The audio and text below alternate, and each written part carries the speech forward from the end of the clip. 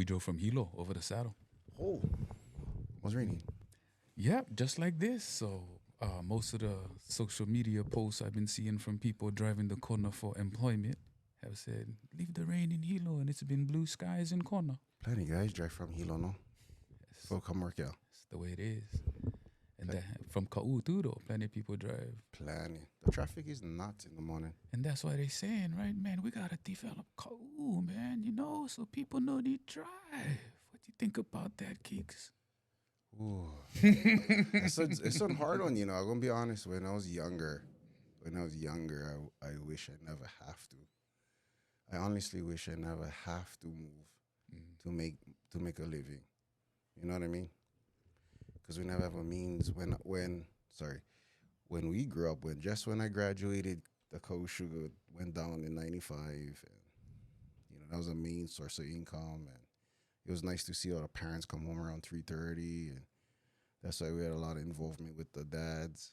That's why we was really good at sports. We had a really good That's right. growing up with that. So for me, it was hard to walk away from Pahalo, Kau, because roots is there. I had dreams of also like participating in coaching kids and all that kind of stuff because that's what I got.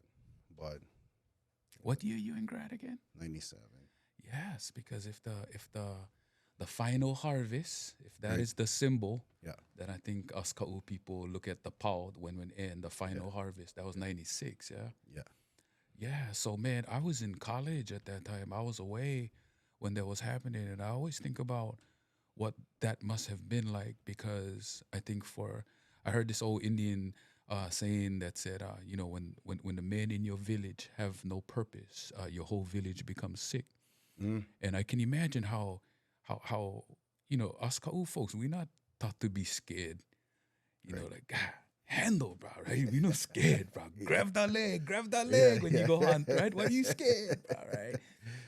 But for generations of our dads, at least in the modern context, right? Because a lot of us we think of Ka'u in a very modern plantation era context, but what we've learned through a lot of what we've doing in the Malama work is, man, that Ka'u history long, bro. Yeah.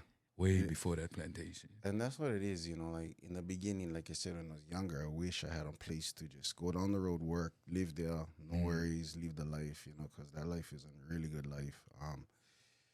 But 20 years later, I appreciate walking my son through Punalu'u or going back to Pahala, and everything's pretty much the same.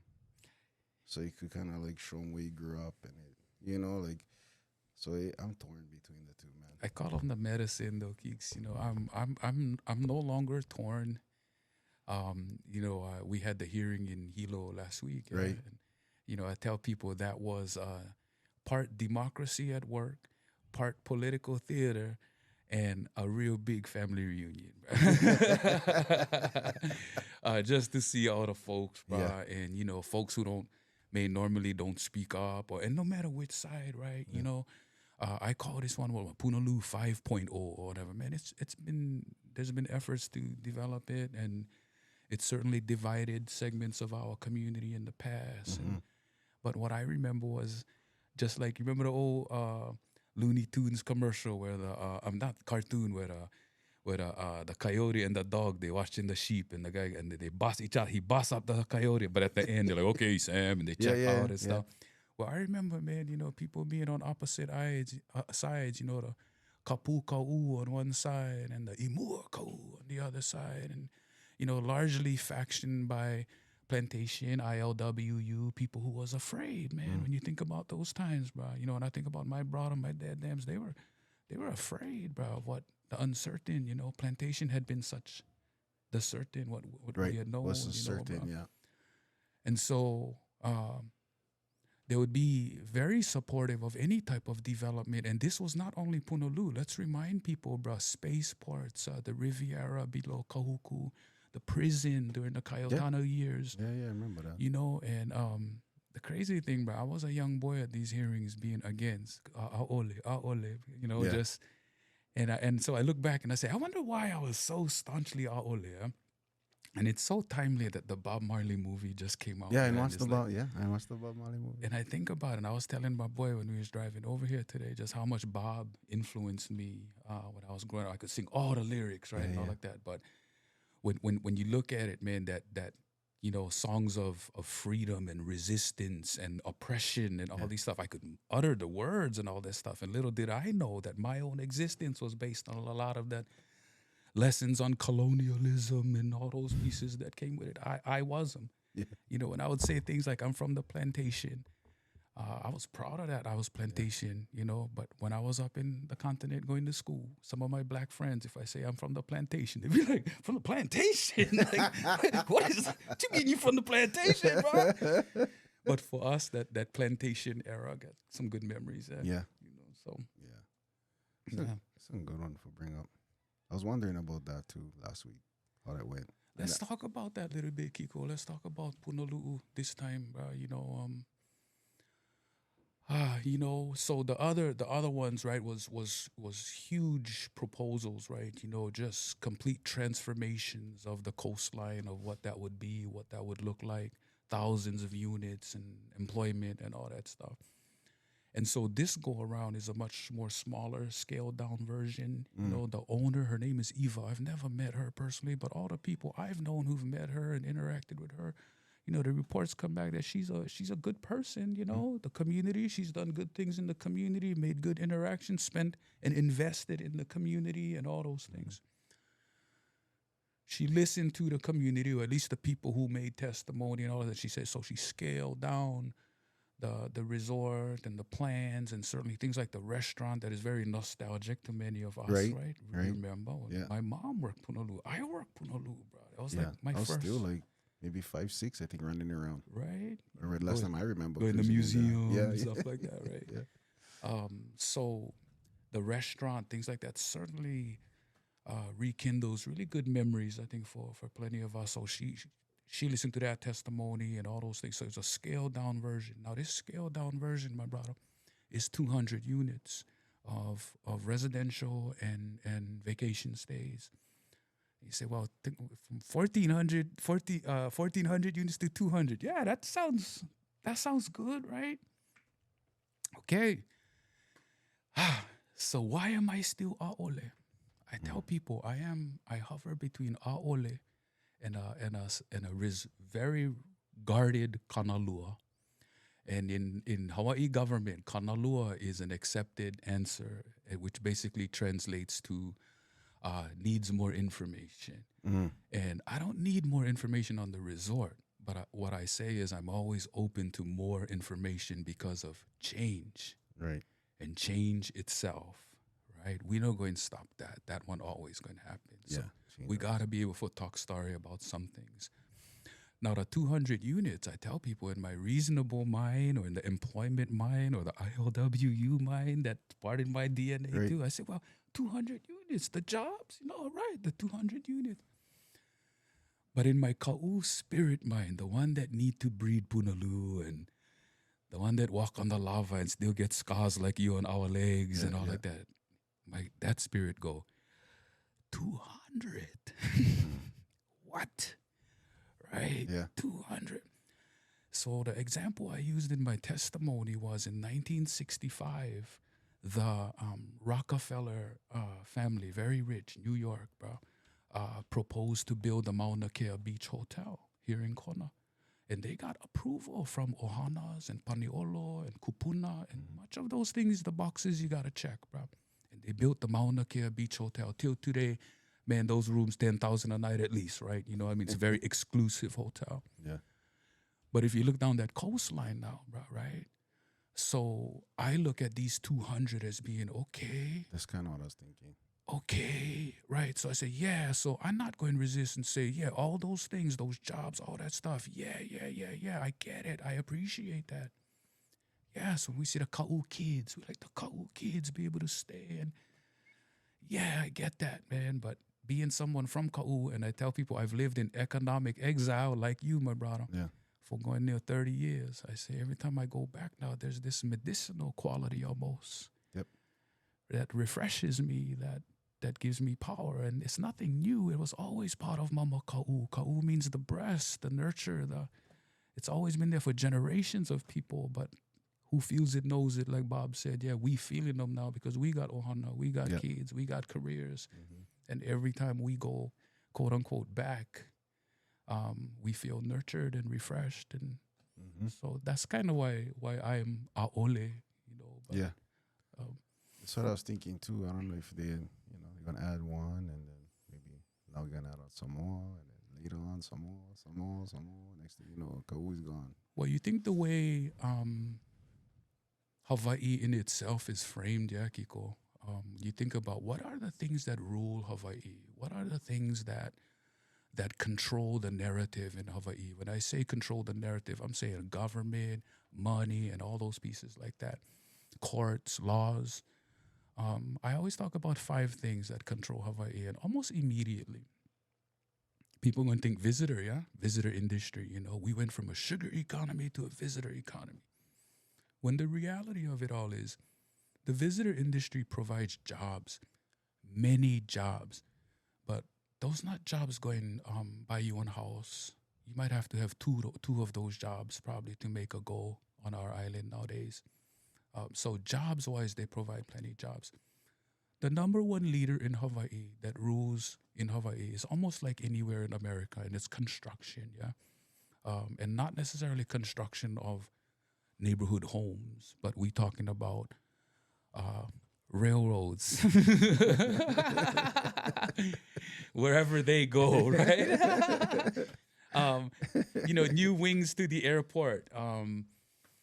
Schools, hospitals, highway projects, man, construction rules. And when I say rule, they rule laws, they rule courts, everything. These laws and courts is all created to help the industry thrive. Now, the second one is transportation, okay? And transportation certainly incorporates harbors and air and the whole Hawaii imports 90% of its goods, things, right? So transportation is a big deal, So when we say, Ka'u is about agriculture, we should be the food basket of Hawaii. We can feed the rest of the state and the whole Hawaii Pai'aina. Guarantee we can feed them. We can. But the economic model at this point is framed for me to buy my salad at Target, bro. Right? More cheap, right? My salad, I buy them at Target because that very, very extremely ono salad from Manuka Ka'u. That's the one going to be at Mauna Lani. That's the one going to be for our visitors, the ones who are going to spend. Yeah. And I don't know if anybody has ever tasted those greens from Manuka. Boy, you think you're eating a steak. You go and eat that salad from? I was like, this is salad, My brother used to be a chef in Kona, right? So he'd get access to those greens, man, Wow. And, man, I'd eat those greens. I'd be like, man, brah, this is like a whole different... But think about it, right? Us from Ka'u. Molokai people, bro, when you go Molokai, they get this term, aina momona, the land that gives plenty and stuff. But try drive around Pahala and try look just okay, like small kind garden in people yard like that, just full of tomatoes, full of stuff, just so the land over there real Rich. He gave plenty over there. Yeah. So transportation is the second one. The third one, bro, is kind of ambiguous, and this is just my opinion, but I'm going to say land holdings. A big, Kamehameha Schools, Bishop Estate, Campbell Estate, the lands that people hold. That's a big deal, and that one is largely quiet because it's not the one the everyday common person see, like the jobs in the visitor industry, for example. So I'm going to venture to say land holdings. I think if you hold that kind of land in Hawaii, you impact courts and laws and a lot of pieces of how we live that most people are probably not thinking about, And I say that not being an expert on land holdings or anything like that, but I do believe that really locks down a lot of things, actually. The fourth one, I definitely, and you know what, any of these can be interchangeable given the times, but I'm going to say the fourth one is military, bro. The military, Hawaii is very, very important. I call them mountaintop for the United States of America. Valet parking, actually, for aircraft carriers and submarines, bro. Valet out here in the Pacific. And then the fifth one, maybe I say visitor industry. Yeah. Visitor industry. But what's be interesting, you say, what do you think would be 6 through 10? Yeah. Is this where Kanaka issues come up? I wonder where Ka'u people fall in this scheme. Yeah, Right. Yeah. And I say that largely Ka'u people have been oh, powerful, but the voice in that realm, that political realm, that kind pala pala realm, it's kind of not how our people flow, Yep. but we have to because that's how laws and society get ran. So people like me and you, Kiko, if we are the bridge agents rather through messaging like this, connecting legal pieces to it, I think it's really important because we in the Makua now, yeah. Yeah. We in that section now where our kids kind of watching. And I taught my kids because they live in Hilo, and they go to the YKS schools that I didn't think that they had much interest in that is Ka'u things. Yeah. But they are absolutely fascinated and glued to it, man. Cool. They realize Ka'u. And this for any of our people living in economic exile. Our kids get Ka'u heritage, whether we teach them or not, just by who we are. Ka'u comes out of our pores, especially our pidgin. The more pidgin like Ka'u kind. Yeah, we get good. Yeah, we get different pidgin. Even the guys are like, what you said? I never had that one before. Yeah. And so that's why I'm not gonna say fight, man, because I don't feel like get enemies. When we Right. woke up for that Punalu'u hearing last week, and I was telling my daughter what we was going to do, and she was like, "Oh, probably gonna be one hot day, yeah." Like I was like, "Nah, gonna be a great day for real kind." And I was not even trying to just paint a rosy picture. It was gonna be a great day of discourse and truly bringing people to see how the process kind of works. Poor thing, the Windward Planning Commission, bruh. People was going in there saying, you counsel. They're not the council. But you just better sit there and hear You it. just let it go. Yeah. There's like 140 people signed up to testify, and about 40 of them did not get to testify. So we ran out of time, and they took a vote to continue the meeting. So there's still more time to offer testimony and things like that. The mother of my children, she worked as a lifeguard in Pahala for many years. She's a nurse now. And I saw her the other night. We were talking, and I told her, yeah, we had this hearing and stuff. And her being a nurse, the first thing she said, oh, no way, that cannot happen. And I'm thinking, yeah, right on, right? Well, I wonder if she for the Honu or for the... Nah, she was thinking from a medical lens, man, to be like, the Ka'u hospital? What? For what? For 200 more units? And if you think about it, the people who may own it or whatever may be a little bit older, maybe. They may have medical needs and stuff. And We're not ready for what is the plan for the medic man? Not ready for us. Just as is. It's a small rural community facility who do a great job, by the way, given what they have. But with a big development that come in, but not one testimony that day talked about the medical facility. Interesting. Yeah, so when she said that, I said, could you please submit testimony to the Windward Planning Commission? Because nobody offered that layer, Yeah. of the infrastructure. Right. Like You it's just like a domino effect. Yeah. Right. You're just thinking one way and what's going on here, but on the other side is like, wait. Right. And it's cool to have that perspective, to have something that nobody thinking about. Right. Kanaka, they have a word called pilina, yeah, and pilina is the relationship of everything. So that's why, even though I know more, I found out Ancestry.com, I know more koko, yeah. But I align myself, I think, spiritually and the way I think with Kanaka, because a lot of those values and those core values is certainly Ka'u values that I was raised with. And it just kind of makes sense. I think it's, when you look at Kona and you look at Hilo and Puna and you look at this gentrification, this sprawl that's happening, right? Oh, man, it hasn't really hit Ka'u. Ka'u has changed drastically. I mean, look at the realtor ads, right? You're like, oh, that's Tata so and so's house, right? But in the real thing, I'd be like, buy your little quaint little plantation fixer upper in this beautiful, idyllic plantation village. And I'm like, wait, that's Tata house, that one right there. And that's the reality, right? Because they will buy it sight unseen, be like, oh my God, and that's where the coffee is, right? Yeah, Oh my yeah. God. And they buy this, and next thing you know, next door get junior house with 5,000 birds, right? And so I've seen stuff like this happen where I used to live in HPP. Right. And in HPP, they had an active group looking for bird farms, bro. Bird farms is where I had kulungan in people yard. They go put because it's ag zone, right? Right. So people raising birds.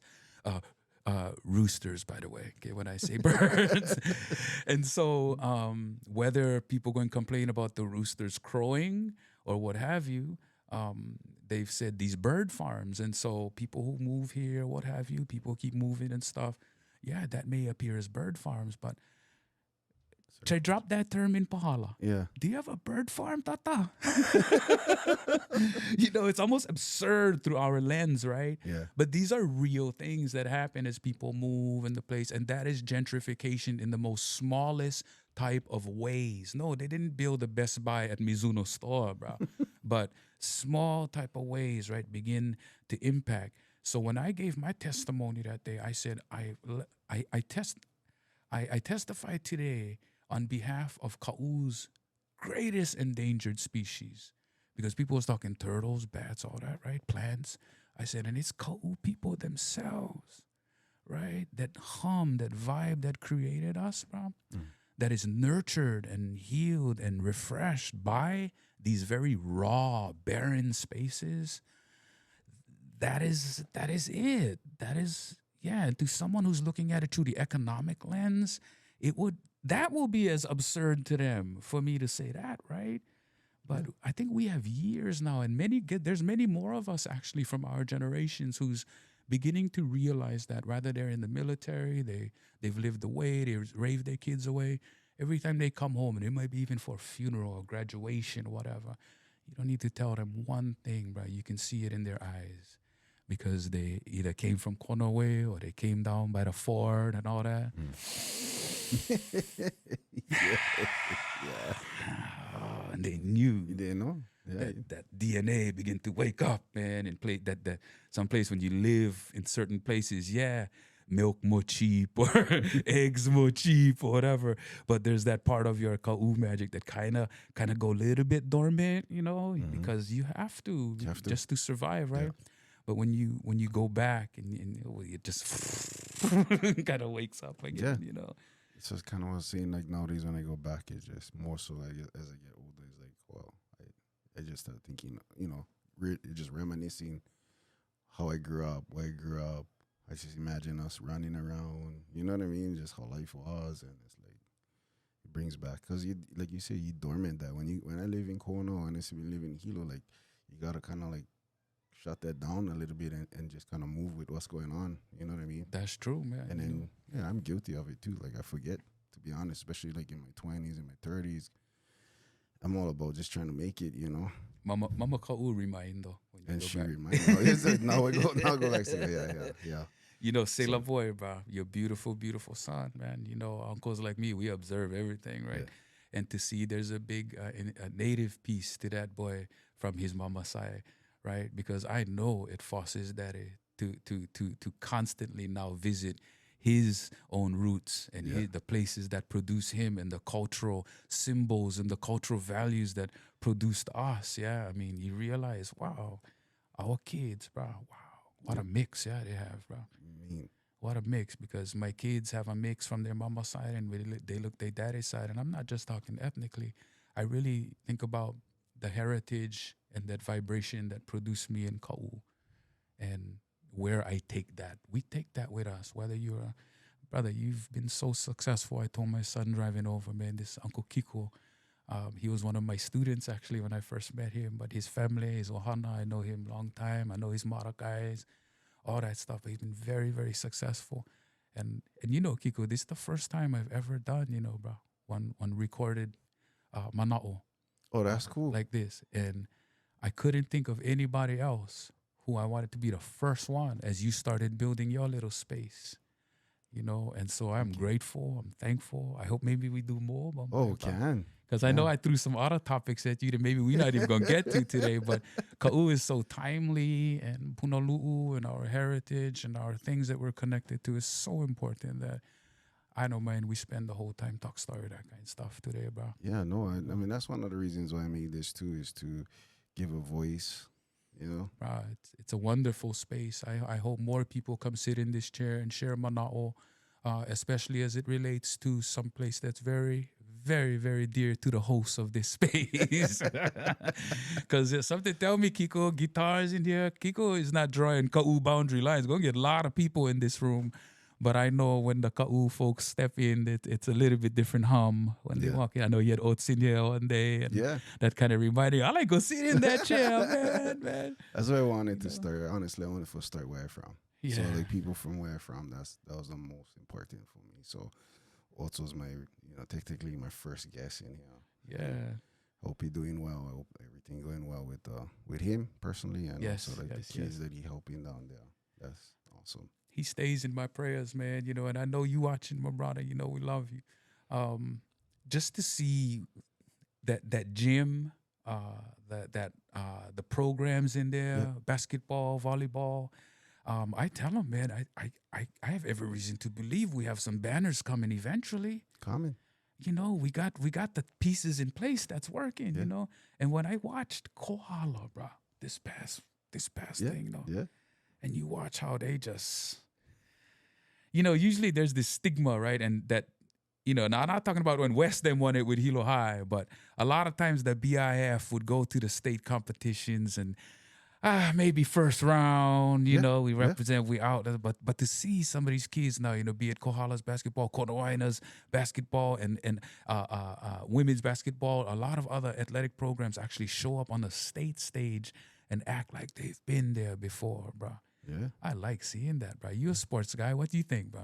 I'm proud of the BIF representation of, like the basketball and the football and stuff like that. They come to play and, they get the respect. But I think is like, from what I know, it's not really when they reach high school. It's all the work they do before they reach high school. The parents taking these kids all over the place nowadays. I mean, flying to Oahu mainland, trying to get all the experience in the world, So when they reach that stage, it's not bright lights anymore. It's almost like we've been here before, I know Oats guys gonna go up to like Las Vegas, and then I think I see intro and scheme of how much basketball courts is in that one area. Oh yeah, that's a lot. Mm-hmm. Maybe the first time go there, they might like deer in the headlights, because it's overwhelming. But probably by the second, third time they go, they're gonna be like, I've been here before, let's go. But which will translate in those championship games when they make it in states and it's a tight situation and get 2,000, I don't know how many people watching and cameras on, and there's not, they're just looking at it. I mean, if me and you as teammates, we'd be looking at each other and go, let's go. Like Kohala. Yeah, let's go. You see they played Seabury that last championship. You watch that game? I never get forced again. Bro, let me tell you, man, Seabury must be so sick, bro. They must be so heartbroken. Seabury had them, bro. They had them. Okay, all the way to the end. They foul that one boy. The one who went on to be, what was his name? Why am I drawing a blank now? Coca. They foul him. The one who coming back, actually, from the 3-point line. And this boy with ice water in his veins sinks all 3 free throws, bro. That's what I mean. Like, his dad, his uncle, Reeve Casimiro, guys. Man, that shots that he hit at the end of the game is translated from when he was, 5. DNA. From 5 playing every day. Never stop. That's what he said, when they interviewed him at the end. He said, exactly what you said, Kiko. He said, it's just, I was playing with the bigger boys my whole life, and taking those shots my whole life, and he drains them, bro. All 3. He ties the game, yeah. And and they tied the game already. They tied the game with, I think, maybe like 8 seconds left. Seabury drives down and take a shot, bro, and hits it on the rim. They almost had him. Mm. They get the rebound and get one more shot. Don't go in. Going into overtime, bro. And right there, Kohala takes him, bro. They had this one kid, Hook. And I know he's Ohana because I went upward bound with the hooks from Kohala, right? Nice, yeah. Right? And so And that Hook family, they Ohana to the Dancel family, Oh, Auntie Margaret them before like that. That boy is a sophomore, and that boy can touch the top of the backboard, bro. He was jumping out of the gym, bro, grabbing jeez. rebounds and stuff. It was just so Crazy. enjoyable watching these kids. Like, there's, there's nothing to believe. That's just how they play. Yeah. You know, there's no different type of motivations needed. This is just the standard of how they play.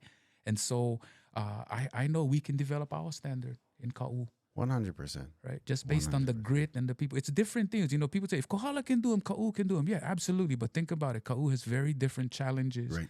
We have very vast distances from one community to another. I tell people, all of us, we don't use the word Ka'u until we leave Ka'u. You know what I mean? If you in the district, you from Pahala, you from Ocean View, Waiohino, Kamaoa, Discovery Harbor, Ocean View, Kauku, you know, all these different places you from. Then when we leave, we say, hey, Kau, right? You know, but when you're inside, it's a very vast, big district. So transportation, practice, Kuleana, I said, you know, Kau and Kona, you're always going to have good linebackers on the football team. Why? Because they're all rodeo kids, bro. They're all mog. They tough, bro, you know. So, yeah, man. That's awesome, man. Mhm. I'm glad you came. I really enjoy you. Thank you, brother. Let's Yeah. do this again sometime, man. Yeah, of course, of course. But you know, I mean, for me, it's like when I would just watch you speak, Mm. right? You're so educated.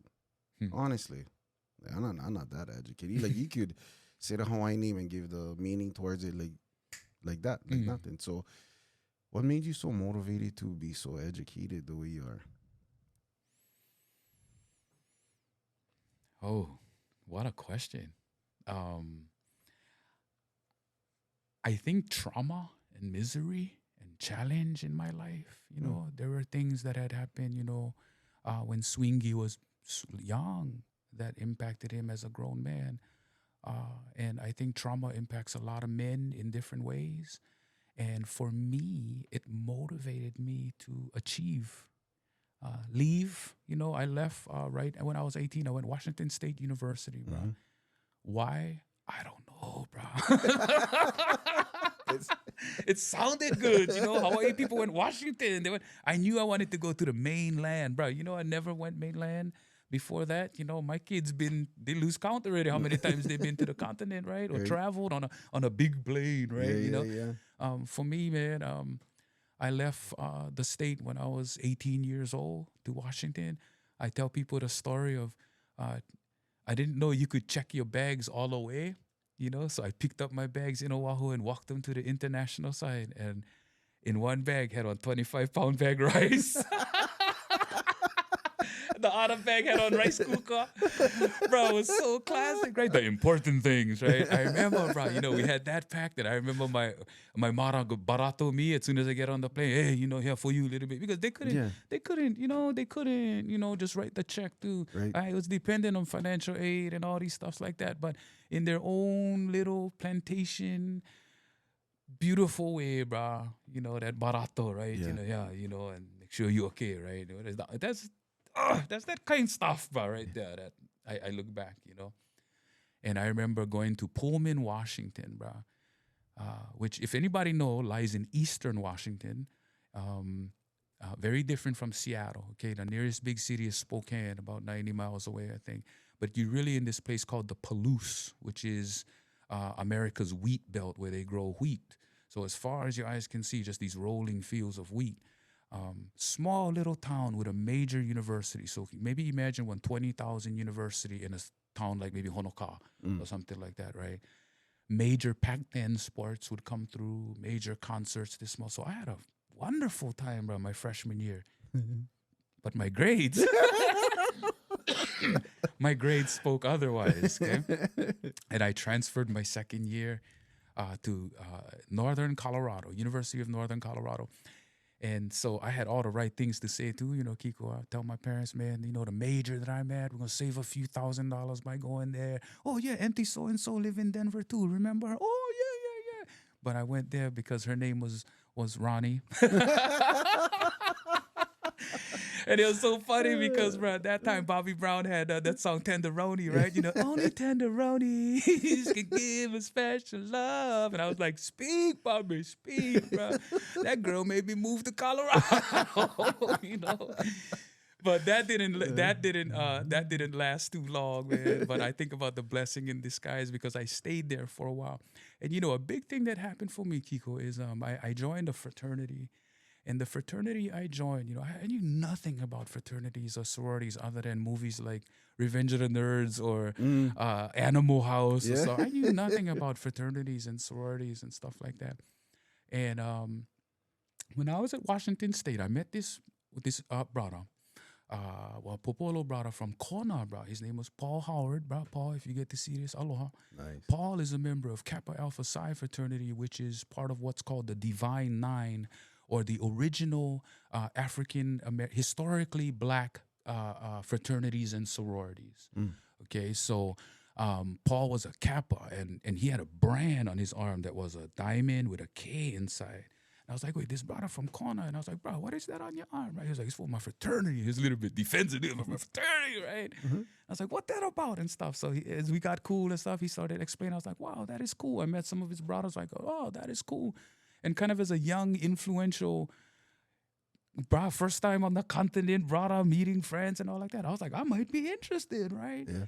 And so I spoke with him and said, I think I like do that kind of stuff, man. I think I like do that. And then I transferred schools. And I told my other friends that I met down there, some black guys, I said, I think this is fraternity Kappa Alpha Psi. And they told me, nah. I was like, why? They was like, you just don't strike me as a Kappa, bro. Come to find out, man, I find out that the Kappas is one of the fraternity argument, but they known as like the pretty boys. They always well dressed. They always, their sign is like look like one Playboy bunny and stuff. And so they was like, that's not you. And I was like, yeah, that's kind of not me, yeah. And I started meeting this other groups and all like that. And the one that I actually joined is called Omega Psi Phi fraternity, okay? And so didn't have no brothers on the yard actually, but had a few at other campuses. And they held what was called a smoker on campus, which is like an interest meeting, right?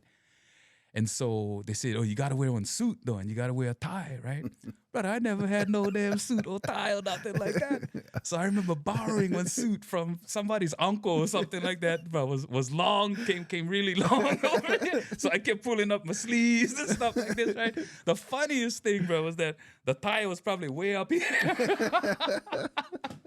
Because people told me the story. They said, yeah, here's a historically black organization, bro. No other than black people go in there and join the organization, And so I remember when going in and all like that, one of these brothers, I love him to death. His name is Delbert Neal. He came in and he flicked my tie and he said, how did I know you was Kurt Dela Cruz? And kind of looked at me like that. I was like, oh, huh? What? Huh? But I went in there, bro. Long story short, man, I realized I had found home in terms of wanting to be in a fraternity and who those brothers were, because one of the sayings in our fraternity, man, is the value of our fraternity is not in numbers but in men. They say 8 men thoroughly immersed in the true Omega spirit is far greater than 80 with lukewarm enthusiasm. Huh. Right? How powerful is that, right?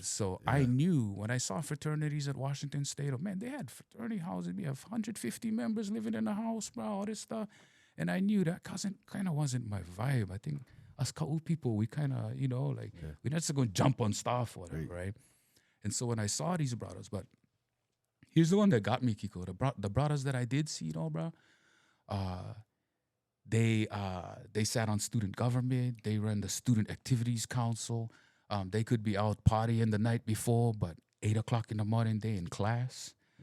They was on the honor roll. Okay, so when I saw these brothers who were athletes, big, brutal, charismatic, well-spoken brothers who would party and have fun just like any brother, but showing up, that stroked the fire in me, bro. That was already there.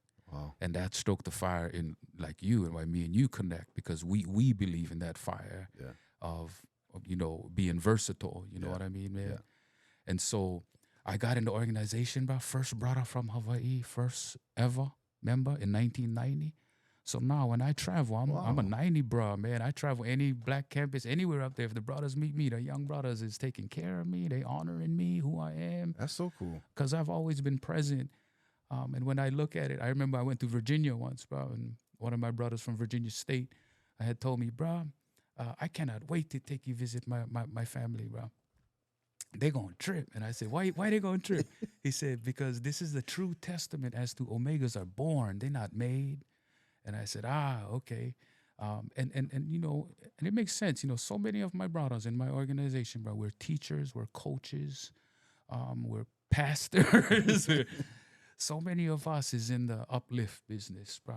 Uplift business. Yeah, I like bro. that word. Yeah, the bridge builder business, bro. The one knowing that you probably not going to use that bridge, but you build them for the ones that going to come, and you teach them the importance of bridge building. Yeah, so yeah, man, that's kind of what my motivator. I love knowledge. I soak up knowledge. I live on social media, posting things, all the stuff, because that's been my connection, I think, to my communities. And I'm always feeding them knowledge. My knowledge that I gain is the knowledge I like plenty people get. Whether they like them or not, they can unfriend if they don't like. So yeah, man, that's kind of a nutshell of Swingy, Brother Kurt. And what kind of motivates me in the things that I do. Yeah, I remember the first time I ever met you was on the college campus in Upward Bound in Hilo. And you was the guy playing the guitar. You had this guy playing guitar, singing. I never know who he was, to be honest, right? Just doing my summer school thing. My mother enforced me for go there. And that guy playing guitar was from Ka'u. And then I think that one kind of make me... No, because when I remember you playing, I was like, wow, this guy, right? You know how it is coming from Ka'u, like, and then looking at somebody that I have no idea who is. Right. All the confidence in the world, singing his heart out, sound on, And then I come to find out, he from where I from. I was imitating Gene Akamu, Walter Boy, Moemoelutionary CD, bro. Anybody got Moemoelutionary? Look at the inner notes, bro. These names are dropped. Walter Boy Kalua, Gene Akamu. Nice. Those are my the ones who inspired me, Yeah. And I'm glad I inspired you on that day. Thank you for bringing that up, Kiko, because it's really a story of paying it forward. And thankfully to Upward Bound, you think about the power and how important programs like Upward Bound is, right? Because Upward Bound was the first place that when show me two brothers now, that I could identify with who were working on bachelor's degrees. And this was current athletic director at Honoka, Keith Tolentino. Tolentino, yeah, Keith. Yes, and we call him Kitsu. and what you call Malcolm Helm, who is at Kamehameha Schools, from Molokai, and also Darren Kiyotsuka, man. He lived many years on Kauai, but he's from Hilo. And they had a group called Jada Sense, bro, at that time. They wrote ballads, much like a group called the Fabulous Crush before. They were like that kind, before had music programs in school. So the bands that came out, there was ballads, bro. They was writing music. They had horn sections. They had all that stuff, And so fast forward to today, where we have largely, reggae and all that stuff. It's because that's what the music programs is in school now, right? And that's beautiful music too. But these ones with Jada Sense, what I'm talking about, Darren, bruh, they were. I remember they'd be on the radio station, and then I wanted to be like them, bruh. And so inspired to music, exposure to bachelor's degrees in education. How could Bob Marley, Public Enemy, KRS-One? How could I not be the brother I am today, man? So I'm thankful for that. A new chapter for me, relatively new. My daughter is 16, about to be 17. Is fatherhood, man. And so as confident as you may be in so many other things in life, if there's one that you're constantly learning and must be able to adjust, it's always my parenting and fatherhood. Oh, 100%. Right? Yeah. And if can adapt, and I think that comes with maturity and being a. I tell people, my first child came when I was 38. So I say, in Ka'u, some people grandparent 38, right? It's true. I Bro. tell people, I come from a place where it's not so uncommon to hear the following phrase: "Hey, go change your uncle diaper." Right? And that's for real, bro. I'm not even playing, right? And so, to put it in its perspective, to be 38 and here I am, a daughter, if that, bro. I come from all boys in my family, right? I've been around football. I've been around the fraternity. I've been around all these men and all this stuff. And then, boom, the gods have a sense of humor, boy. Send me one daughter first thing, bro. So I say it's been a tender and not so tender educational soul. And my son came after me. I tell you, they're my greatest blessings. They're my greatest motivators right now. And they're the ones who put in the most meaning to every trail I've ever cut, Nice. Yeah, so. And I tell people this. When my daughter came, I wanted to find every parent, including your parents, bro, and apologize to everybody who I even work with their kids, giving them advice. And I had no kids. Like, oh, okay, bro. All right, we got to be more patient with them, Perhaps we should write down those goals, right? Easy for say, Oh my goodness, right? We just kind of, child rearing and child raising, it has a different vibration to it. But one thing I appreciate, man, and I still see it, in Ka'u kids, is this layer of resiliency. We say that, nowadays, sometimes I'm guilty of it. I tell my kids, you guys' life so easy nowadays, But that's not necessarily true. They have their own challenges nowadays, but because they're not worried about things maybe we have to do, and a lot of their challenges have become more emotional and because of social media and stuff like that, right? That's true. But resiliency and endurance and being, as Ka'uwe, handle, that has kind of waned for some areas, for some people, but I still think that's very important. And so the way we parent in Ka'u, we do a lot of things right, and we do a lot of things wrong. And a lot of things that may not be understood. For example, right?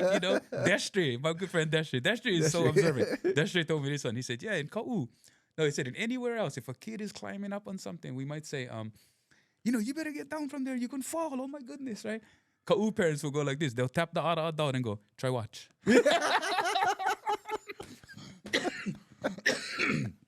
And if the kid fall down, what we going to tell him? Good for you. And? Next time I'll climb. And climb again. Oh, right? climb again. Right, go. Go climb again. Yeah. We'll try one more time. See what happens. Yeah. And people might think that's a layer of abuse or anything, but it's anything. It builds resilience. Just making no mo puka head because we don't like pay a co-payment at the ER. Expensive. No puka head. And all like that. So, yeah, I think I can appreciate that. And Ka'u is again the rawness, the barren landscape, the winds, the dust, from you name it, from one end to the other, just speaks of vast, tough, strong, and the people who come from there, whether we living there or gotta move away, I appreciate that, bro. I appreciate that handle. Yeah. I appreciate that. You got a handle. Little do you know that came from maybe walking one trail, when you was young, and you hungry, you like go home already. You got a handle, bro. We ain't power hunt yet, bro. You might be out there fishing late at night. You cold. You like go home already. Handle, bro. We gonna fish, bro. And that's kind of like you built that way, and stuff. So I gotta check myself in my parenting because I gotta make sure that I'm not putting that same template on my kids. Right? We have doctors in urgent care and medical. We okay, man. I think Chris Rock was the one who talked about his parents shaking up the Robitussin and being like, "Yeah, drink a little bit more." They fill him up with water and stuff. I was like, man, I think we can laugh because some of us came from that generation. Yeah, I came from Vicks. Right? Vicks. Everything Doctor, Vicks. no need go doctor. Yeah, Vicks. Vicks, bro. Well, you headache, put a little bit on your head. and my uncle would make the cross, bro. Give the blessing. You're gonna be okay. Gotta give the blessing, bro. The blessing and Vicks, that's all you needed when you were sick, bro. You know? I feel you, bro. Oh man. So you had the kids when you was 38 then. 38, bro. Holy moly. Yes, sir, bro. That is a little late. You know, and you know, you when you talk about confidence, yeah, I tell people, man, in life, man, confidence is really about scaffolding, yeah. You know, once you gain confidence in one thing, keep in mind the things you still not confident on, right? And everything else, bro, whether it be career, my work, my music, all that stuff, extremely confident. Put me on the mic, extremely confident. Fatherhood, was scared, right? Yeah. You know, and you know, full disclosure, man, the relationship didn't work, man. Me and the mother of my children, we ended our relationship, and that was really tough and things like that. But I think it gave me time for reflection, right, on how everything is truly. I like to say two things, man. The first one, timing. I think it needs to be the right timing for people's lives and stuff like that. And that almost never happens. So the second one, I think, is the most important. I think it's love, bro. I mean, really true love. And given my trauma and stuff that I've known, the trauma that existed on her side of her family, I don't know if we were capable of loving each other to those levels. And we say, what kind of love that? That love is love that is down to your very last compound. That one who want to be better because of you, because of this, what we've built together and all those things, you know. That level of foundational love, I think, allows foundations to be built and longevity and all those things. This I know now in hindsight, right? So am I ready for my next one? Oh, no. You know, man, to learn those things, to learn so many different things now in this chapter after that relationship has allowed me to sit here now and speak confidently about these topics. Nice. You know, to go through what I went through as a dad, as a man who needed to find healing, to be the dad I wanted to be, is important because vulnerability is often symbolized as weakness for the Kane, you know, being vulnerable, right? I always, if you know the song Smile that I did with Moemoelutionary, right? The second verse go, I see this young boy and he's feeling sad. His sadness turned to madness, got him doing things he might regret. You know, I was writing that lyric about me, about you, about so many brothers because we were taught mad, okay, sad, what's wrong with you? You better handle. You know, you can, we'll go through like a breakup or something, right? And let's say you and your girlfriend are in breakup, right? Come into the room crying, like, oh, you know, you crying. You know, people will look at you like, what's wrong with you, bro? You know, even people who love you might be like, but there's plenty of fish in the sea. You're gonna be, why you cry? You're gonna be all right, right? But imagine if I came out and didn't say a damn thing. I jumped in my car, burned rubber, punched the windshield, boom, you know, things like that. Yeah. People would accept that and say, well, it's okay. You know, hey, they broke up. You know, he mad right now. You know, I mean, just give him time. Give him time. Give him time. He gonna be good. Yeah. You know, and so we've learned to process our sadness in really destructive ways. You know, and we've destroyed ourselves. We've destroyed loved ones. We've destroyed windshields. I seen a lot of brothers who got their heart broken or whatever in the relationship, and they go off the deep end, uncharacteristically. Like, oh, no, is that crazy? So you turn, you know, that hurt, you turn that into madness. You're doing things that you never thought you'd be doing, and that's yeah, I understand that. To be vulnerable, you know, is such oh man, it's such a sin almost, right? In the way we was raised, to be vulnerable and to shed tears, and to shed tears without fists and destruction, right? But to shed tears because you really need the warmth of a mama's wing to come cradle you a little bit and say, come cry a little while, come be okay. And then you go be more strong when you go. But we never know that part, right? Because our mothers themselves taught us to be strong. Maggie, Loretta, come on, bro. These are some strong personalities, right? They raise us to handle. So, and so I think a lot of us, bruh, and we're no different from plenty, I think, Yeah, bruh, of our yeah, brothers who was raised with similar type of moms and for sure. personalities and stuff, that we have to visit these bridges now in our lives to say, how did we process our sadness? And for me, when that relationship ended and there was kids involved, man, it was profoundly sad, bro. Right. It shook me, man, and broke me down. But thank goodness I had people around me in that time, that came to rescue me, man. They came to rescue me. They came to help me. And until today, we use the word medicine to make that good medicine. And part of that good medicine helped me heal. And a part of that good medicine is to make the medicine available. Mm. And our brothers plenty times need that medicine in whatever way. Some brothers get them through the church. Some brothers get them through, maybe they refound fitness or something, they refound surfing or something, or diving, or but something to help us address that profound sadness, that lurks sometimes. So yeah. That's good. I know you brought up Momoya, so Mm. yeah, that was. I mean, when I heard you on the radio, I was like, "There's courage." Yeah, Yeah. what? So how long? I mean, how even that band got started? Like, I would like to know because I never know, like, really, like how everything got started, like how you guys got together, and you know. 1998, K Big Radio had the best of the Big Island Battle of the Bands. Mm. And Peter Frank, who is one of the singers for Moemoelutionary, a dear friend, Mana Caceres, who till today is a singer. He's done a lot of things with the repatriation of Evie. And so Mana has done his thing. He's a musician also, but Mana was a student at that time. Him and his beautiful wife, Kalehua, were students at the University of Hawaii Hilo in Hawaiian Studies. And Rob Yamanoha was my roommate. Rob went on to be a musician also, and he was in Moemoelutionary. Rob asked me, hey, Peter Frank them? They put one band together for K Big's Best of the Big Island. And I was like, I don't know if I do that kind of competition kind. And so what I was doing is what you saw with the guitar that day. Yeah. I was doing Freddie Boy Gale stuff, Gene Akamu stuff, just ripping songs, War Party, all that kind of stuff, right? Ka'u style, bro, just ripping.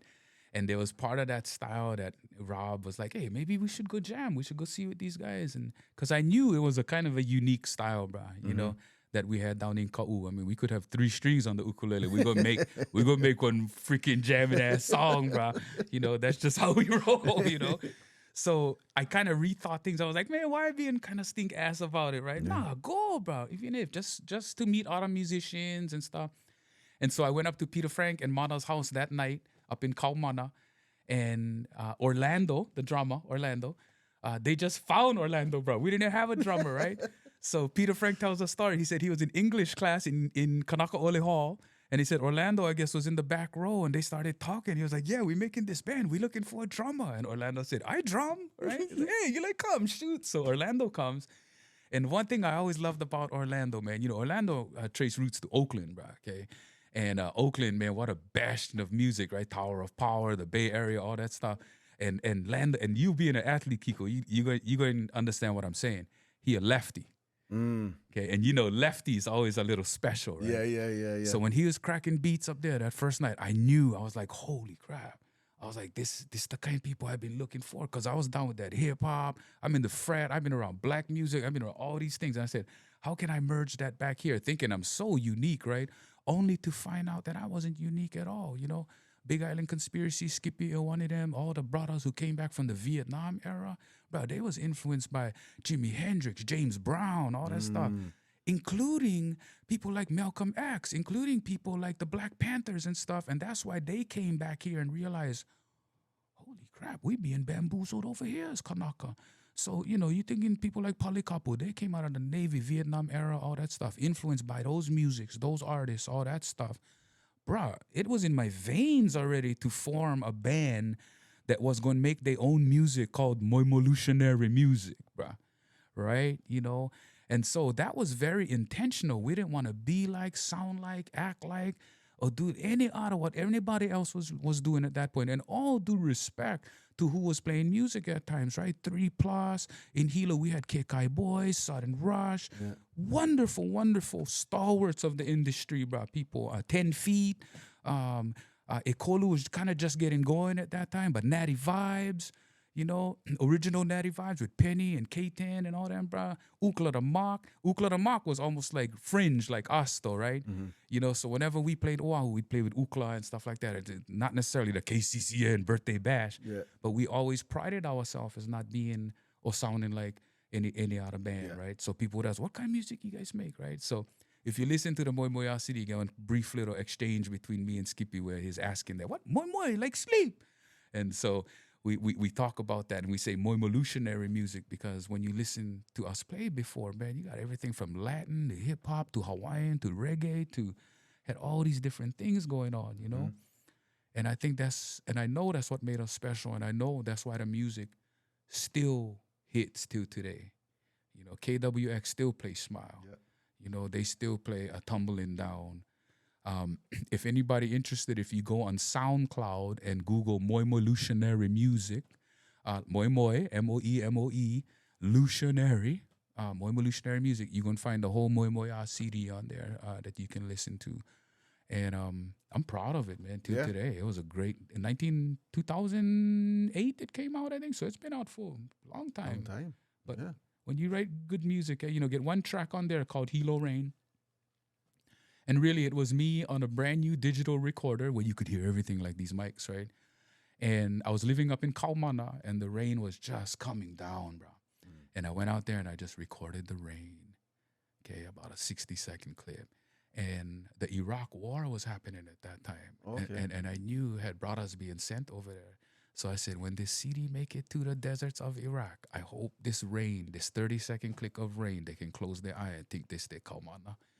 Yeah, so and bruh, the funniest thing just happened. By the way, Kiko, I'm gonna release one song here coming up, in the coming months. Yeah, I never know that. I still mess with music, man. I just don't like messing on stages and doing that stuff. Yeah. This song is called Lordy. Maybe when it comes out, I can come talk story with you again. 100%. Yes. So you've heard it first. We're gonna talk about Lordy here first with the Ka'u brothers, okay? But in this day and age, the music is done already, and I've realized I want to put a visual to it, right? What? So I didn't know where to start with that and stuff, like anybody who could make videos and stuff. So the Steppers, the reggae group from Hilo, very successful reggae group. Ricky Starr is my cousin from my Figueroa side. So we ohana. I was emceeing a wedding down in Waipio Valley, man. Beautiful wedding. And so I dropped it on Ricky Starr. I said, I like to do this video for this song. He said, yo, Bryson. He pointed to his bassist. And I hope Bryson don't mind me telling this story, man, but I gotta tell him, it's so heavy. So we connect and stuff. Later on, I call Bryson. I say, look, I got this idea. I hope you can help me. If can, let me know if we can. And Bryson goes, oh, can, uncle, but let me tell you something. Can I share something with you? Yeah. And he goes, when I was younger, I had gotten into some trouble. I was kolohe, before, and I had gotten put away in either was boys' home or some kind of youth facility. And he said, where we was at, only had 2 CDs, bro, in there. And one of them was on Beethoven CD, and the other one was Moemoelutionary Music, Volume 1, bro. And he said he listened to Smile almost every day for 3 months and all that stuff. And, bro, I tell you, that is why my music, so like Lordy, that's going to come out. If you've been to Moemoelutionary shows, Happy, things like that. My songs seem to have this thematic thread of uplift, right? Uplift business. No, yeah. And my son will tell you, one of the latest song I'm working on now is called Goodness, right? And so the hook goes, at the very least, populate the world in goodness, your little portion of forever goodness, right? So there's a thread, man, that the songs that I write, Smile, Happy, Goodness, Lordy, all these things have this uplift thread to it, right? And so Smile was just that. When we wrote Smile, Charlie's nightclub was open in KL. Yeah, I And remember. whoever went to Charlie's in those times and they would host bands, that was show number 1. Show number 2 was going to happen afterwards in the parking lot, okay? Like free for all, right? Classic. And largely harmless, but classic. And so I remember Smile evolved a little bit. When we first started doing Smile and stuff like that, it was catchy, it was jumpy and stuff. But it was meant to be a song we did at the end, towards the end, and it was meant to kind of leave people with good vibes walking out, right? And so Happy is one of them we do at the end too. But there's a part of Smile when I'm doing it on stage, I tell you. Um, Always gonna get somebody in the audience that I haven't seen in a little while. Like you could be in the audience or whatever, right? And so get that last verse where you go, well, it's been a little while since we've been together. Yeah. I just wanna tell you how good you look to me. You know? Yeah. And you know where I learned that, bro? I learned that from old black men, bro, when I would go to our conferences and they taught me how to drink that Johnny Black and that good whiskey and stuff. But I noticed they always had a very genuine salutation whenever they would see you and say, "Hey, man, you look good. Hey, man, it's been, and when I would say that on stage, yeah, Brian, I'd look at whoever, even if I point to the front row and say, "I just want to tell you how good you look to me." Medicine, bro. Medicine for the crowd, bro. Okay, that whole crowd is left with vibes that nobody gonna throw blows going out of there, bro. And you know what, bro? Moemoelutionary shows, nobody would throw blows afterwards, bro. So it was intentional. That's it, cool. it wasn't happenstance, bro. A lot of these things, bro, come from thought and strategy, and we'd build a set list, right, and be like, "What we gonna play now?" I say, "I don't care what we play. We're gonna do this at the front. We do this at the end. We play whatever we like in the middle, but the front is intentional because we welcome you in, and the end is intentional because we send you home, right?" So strategy behind all of them, Nice, bro. Yeah, man. That's some good stuff. We've recorded a lot of good stuff today, bro. Yeah. Thank you, bro. No problem. Thank you. Anybody problem. who's captured things for me, even music, like, I love, like, I just recorded Lordy with Calais Young, who play bass, and they're in a group right now called Paul and the Forefathers, man, that is just phenomenal music. If any of you guys got to check them out. The Young family has been in music and creating and Kamu Eva Productions, Polynesian shows and stuff forever. They've just lived in that, and I give so much aloha to them for inspiring that musical piece for me and making me feel comfortable being me.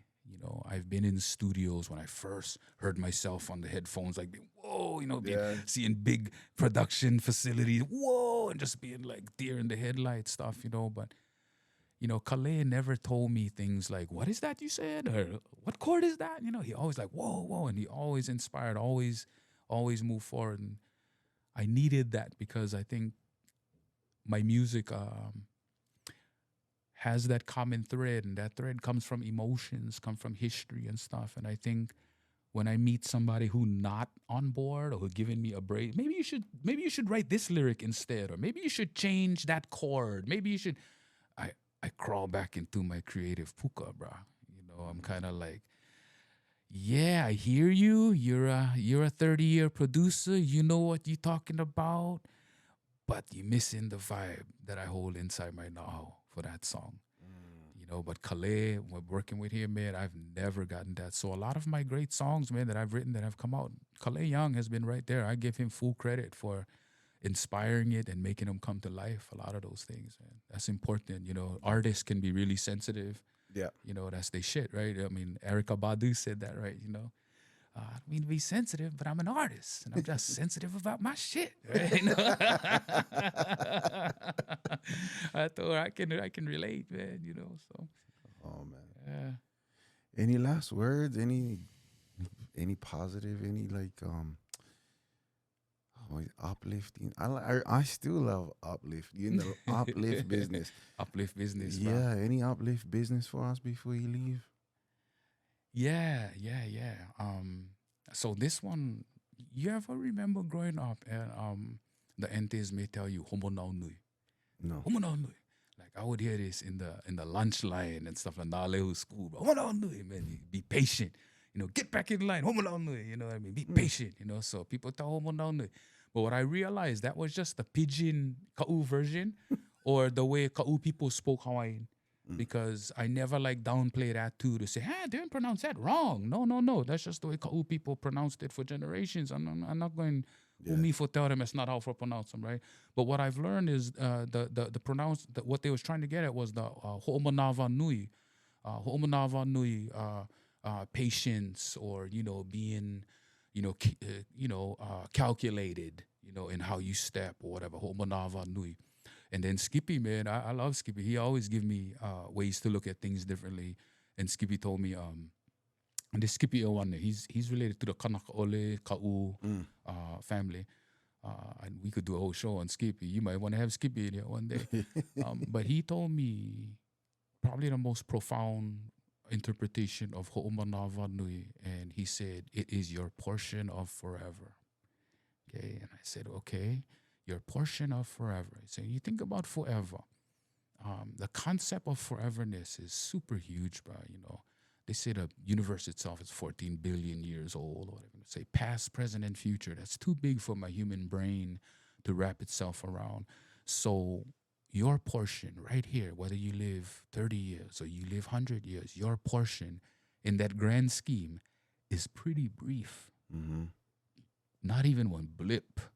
It's like a right? Your portion is really, really, really, really, really brief in the scheme of foreverness. And to make your portion ono, so my mana'o is ho'omanava nui, your portion of forever. Imagine this bridge going over. I love the imagery and the analogy of a bridge. Yeah? And so you imagine like a suspension bridge going across like this. And there's a deep chasm, and that chasm got fog and stuff. You don't know what is there, but it certainly seems perilous if you fall in there. Like you go and knock it if you go in there. But across on the other side, get something good, whether it's for you or for your people or for posterity, for your future, whatever. Get something on that other side. But that bridge is not complete. But the only thing you have, bro, is one slat for that bridge and a couple tools for make pa'a. Okay, and the slat going out into the bridge, they're about 7 slats in already, but probably going to need about 100 to get to the other side. But all 7 you ain't step on was pa'a, was solid for you could build an 8-1. And your portion is that 8-1. And that's it. And so what that does, he have more finish lines, yeah? Westernized finish lines, credentials. I got to get this done before I die. I got to do this. I got to do that. And it kind of opens it up to a much more bigger scheme to say, while you're here, whatever you're doing is important. Okay, it's important to that slat you laying down so that your kids, Sailor Boy them, and all the other ones can come and step on. Your grandkids can step on the next one and all that. And who knows, maybe one day we get there. But in the meantime, we build in pa'a slats on top of that bridge, bro. That's what I believe you with, Kiko. How's that one? Pretty good, yeah? Top banger. That was a really good one. Oh, man, Kurt, man. Oh, I really enjoyed today's talk, bro. Yeah, man. And I like I said, you probably one of the first persons from Cool that opened my eyes to a whole different world. Oh, thank you, brother. That was like 20 plus years. I appreciate you, your brother, your family, your mom, dad, all them, bro. All you guys go into making me, brother. So the admiration, appreciation is mutual, brother. Thank you. All right. Love you, bro. Love you, Thank you. Oh, Kurt. That's action. That is, bro. That might be 3-4 shows in there, bro. Holy moly, I never like stop. Use how you like, bro.